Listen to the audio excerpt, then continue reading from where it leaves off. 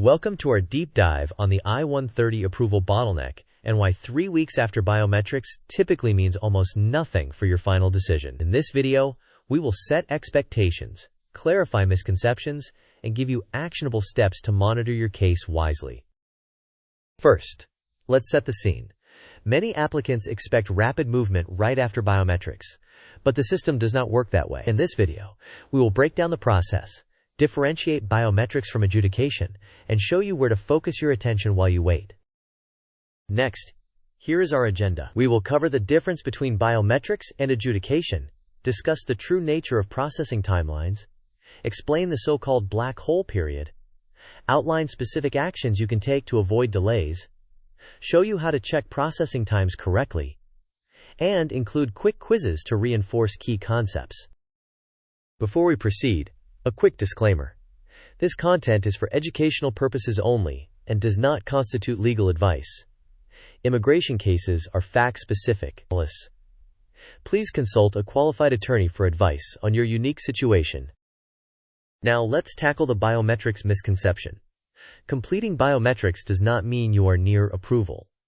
Biometrics primarily verify your identity and start background checks. The actual decision requires a human adjudicator to review your petition and evidence, which is a separate and often slower process. In the context of months-long queues, 3 weeks is a very short period. Furthermore, it is common to experience long stretches without any status updates. This silence is normal and does not mean your case is lost. Moving on. This flowchart shows the I-130 journey: filing, receipt, biometrics, security checks, the adjudication queue, officer review, potential request for evidence, response, and finally a decision. The key takeaway is that biometrics and security checks occur earlier and do not automatically accelerate the adjudication queue. Timing varies by service center, and the queue for officer review is typically the longest phase. Next, let's discuss timelines. Security checks may complete quickly, but the queue for officer review is usually much longer. Official processing times are averages. Your case could be resolved earlier or later. After biometrics, many cases enter a black hole period, where there are no visible updates, while the file waits to be assigned to an officer. This is a normal part of the process.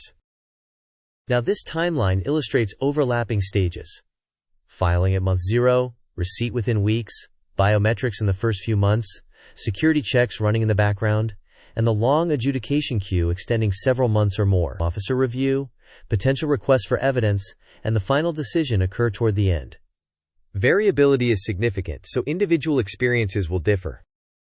Continuing on, let's compare myths to reality. The myth is that biometrics signals you are almost finished. The reality is that it primarily confirms identity and initiates checks. The myth is that 3 weeks should bring an update. The reality is that such a short period is negligible within a months-long queue. Calling the agency frequently does not speed your case. Finally, not all service centers move at the same speed. Each has unique backlogs and staffing levels. Next, here are practical steps. Monitor your service center's posted processing time ranges using official tools. Strengthen your record by organizing relationship evidence and financial documents. Focus on preventing requests for evidence through clear documentation, accurate translations, and consistent information. Keep copies of all notices and receipts together. If your case exceeds the posted processing times, consider submitting a case inquiry or seeking assistance from your congressional representative. Now let's walk through checking processing times. First, visit the official USCIS Case Processing Times webpage. Then select Form I-130. Choose the correct petition category and pick your service center.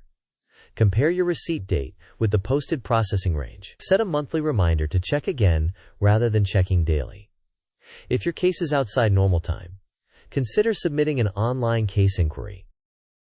Additionally, this pie chart estimates how time is distributed in a typical case. A small fraction is spent on biometrics and security checks. The majority lies in waiting within the adjudication queue. A portion is spent on officer review, and the remainder on mailing and notice logistics. These proportions are illustrative only and will vary by case and service center.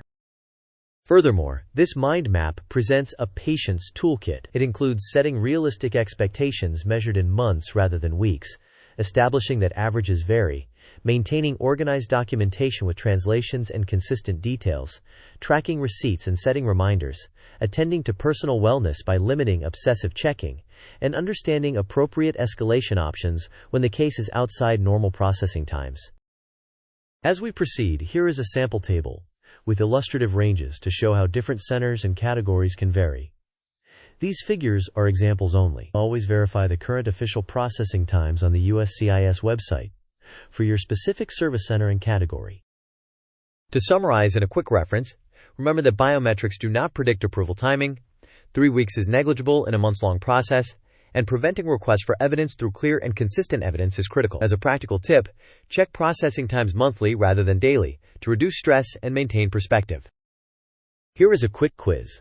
The question is, does completing biometrics usually mean your I-130 approval is close? Option A, yes. Approval is typically weeks away. Option B, no. Biometrics mostly handle identity checks and do not forecast adjudication timing. Option C, only if your service center is fast, then it guarantees approval soon. Option D, it depends, but 3 weeks after biometrics always triggers an update. You may pause the video now to think about the answer. We will discuss the answer in the next section of the video. The correct answer is no. Biometrics mostly handle identity checks and do not forecast adjudication timing. Biometrics initiate background checks, but the primary delay is in the adjudication queue, which operates independently of the biometrics date. Next quiz. Which action is most likely to reduce delays in your I-130? Option A, calling USCIS weekly for updates. Option B, submitting organized, consistent evidence to avoid an RFE. Option C, posting on social media about delays. Option D, checking processing times every day. You may pause the video now to think about the answer. We will discuss the answer in the next section of the video. The correct answer is submitting organized, consistent evidence to avoid an RFE. Preventing an RFE helps you avoid one of the most common and time-consuming causes of delay. Now, here are the key takeaways. Biometrics do not indicate that approval is imminent. 3 weeks after biometrics is typically insignificant in the overall timeline. Most of the waiting occurs in the adjudication queue rather than in security checks. You can reduce delays by preventing requests for evidence and by monitoring official processing timelines. Escalate only when your case is outside the posted time ranges. Finally, to wrap up, set expectations in months, not weeks. Focus on controllable factors such as documentation quality and accurate forms. Check processing times monthly to avoid unnecessary anxiety. Plan to escalate only if your case goes beyond the posted ranges. Thank you for watching. If this video helped you, please like, share, and subscribe for more clear explainers. Share your experience and questions in the comments. Your insights help others navigating the same path.